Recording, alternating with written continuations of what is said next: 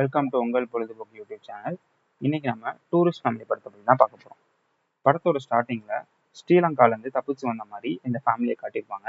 தென் இங்கே வந்து அவங்க பொழப்புக்காக என்ன பண்ணுறாங்க, எப்படி இங்கே இருக்க மக்களோட இன்ட்ராக்ட் பண்ணி எப்படி வாழ்கிறாங்க அப்படிங்கிறதான் படத்தை ஷார்ட்டாக சொல்லணும் அப்படின்னா இவ்வளோதான் கதை.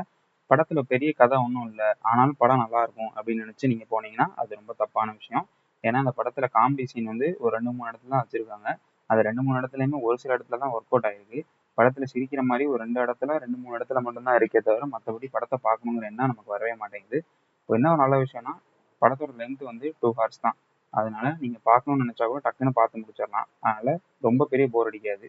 ஸோ இந்த வீக்கெண்ட்ல வெளியே வந்த படம் ரெட்ரோ கம்பேர் பண்ணும்போது இந்த டூரிஸ்ட் ஃபேமிலி படம் எவ்வளவோ ஓகே தான். அதனால தான் இந்த படம் நல்லா இருக்குன்ற விமர்சனம் வெளியே வருது. மற்றபடி இந்த படத்தை தனியாக பார்க்கும் போதும் ஒரு நல்ல திரைக்கதை பெரிய இதெல்லாம் ஒன்றும் இல்லை. ஒரு ஃப்ளோவில் போகுது. ஒரு வில்லன் அப்படிங்கிற கான்செப்ட்ஸும் இங்கே இல்லை. ஸோ இந்த படத்தில் ஒரு பெரிய புடிப்பாக பார்க்கணும் அப்படிங்கிற மாதிரியும் இல்லை. ஸோ இவங்க வந்து இங்கே நல்லா லீட் பண்ணணும் அப்படிங்கிற மாதிரி ஒரு எண்ணமும் நமக்கு வரல. ஸோ ஒரு படத்தில் ஒரு பிடிப்பு இல்லாதனால இந்த படத்தை பார்க்கணுங்கிற இன்ட்ரெஸ்ட்டும் நமக்கு வரல. ஆனால் சின்ன படம் அப்படிங்கிறனால இந்த படத்தை பார்க்கும்போது அவ்வளோ பெரிய ஒன்றும் இது சலிப்பு வரல. பார்க்கலாம் அப்படிங்கிற மாதிரி படம். ஸோ மற்ற படத்தை கம்பேர் பண்ணும்போது இந்த படம் எவ்வளோ பரவாயில்லன்னு சொல்லலாம். ஸோ அந்த படத்தை பார்க்கணும்னு நினச்சிங்கன்னா ஸோ பார்க்கலாம். மற்ற படத்தை கம்பேர் பண்ணும்போது இந்த படம் நல்ல படம்னு சொல்லலாம்.